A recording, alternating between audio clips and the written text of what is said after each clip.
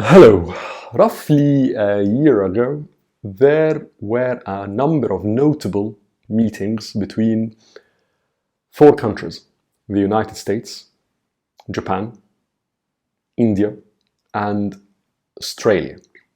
And over the past year, these meetings continued, and often they were about some political issues, often there was an economic agenda, often even a bit of cultural cooperation, until very recently the four countries gave their gathering a name, a very vague name, the Quad, which basically signifies four countries being together somehow.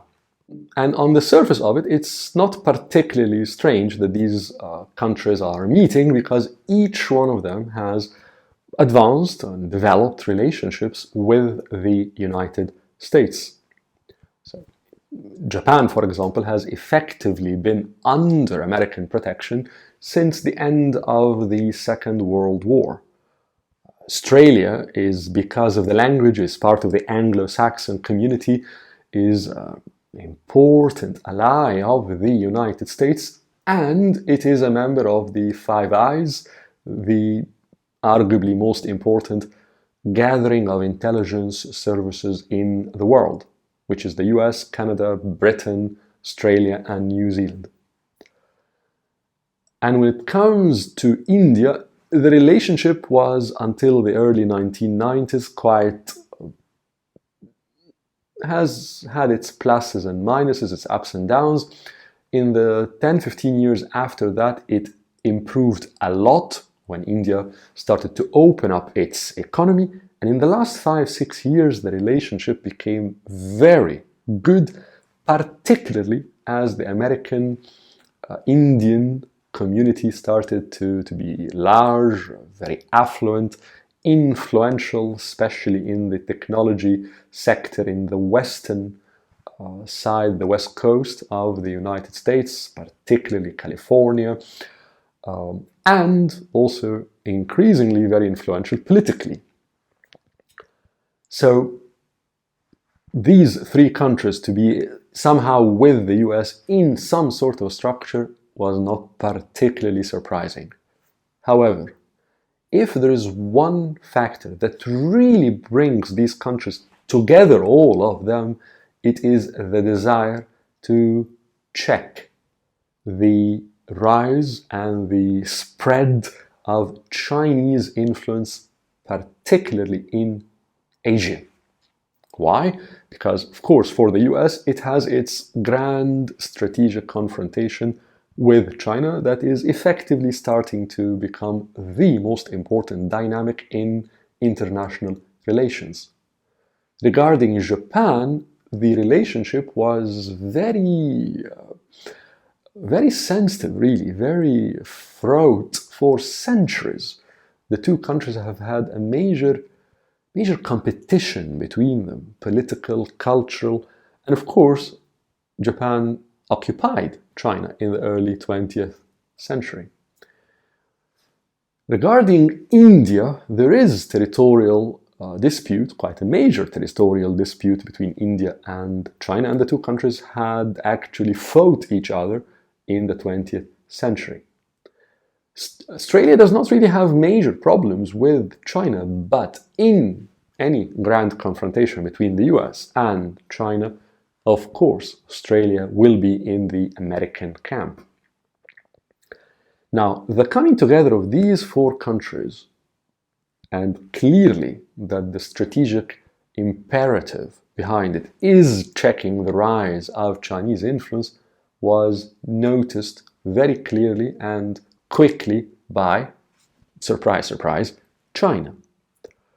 And the Chinese response seems to be to create its own Quad, its own four countries. And these four countries are Russia, Iran, and Pakistan around China.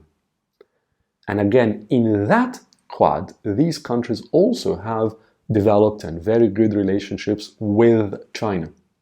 In the case of Russia and Iran, the relationship is largely based on energy. So these two countries provide China with a lot of its energy needs, and in return, China provides political support as well as, of course, investments. With Pakistan, the relationship is more centered on both countries' difficult relationships with India. And both countries actually fought India in the 20th century. In addition, of course, to the major Chinese investments, particularly infrastructure investments in Pakistan, which some observers say exceed in value 40 billion US dollars.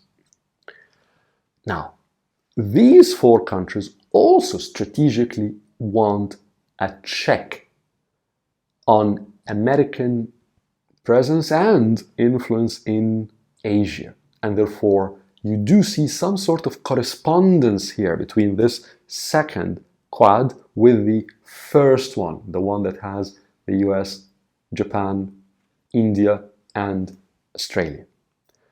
Now, so far, we don't see really any major developments that could lead us to say these Quads will be incredibly important in international relations. We do not see that. However, these Quads are reminiscent somehow. They remind us somehow of something that happened 70 years ago. At that time, late 1940s, early 1950s, the US and the Soviet Union were also at the beginning of their grand strategic confrontation. And at that time, a number of countries started to coalesce, started to gather around each of these two major players. Later on, these gatherings started to become solidified into alliances. And that was the birth of the North Atlantic Alliance, the NATO, and the Warsaw Bloc, which were the two major organizations, blocs, that were really at the core of the US-Soviet Union confrontation then. I'm not saying that the Quads we are seeing today will evolve into that kind of structure. I do not think so. However, it is telling that very early on in this strategic confrontation between the US and China, we are seeing some countries already beginning to appear around the interests of one of the major players.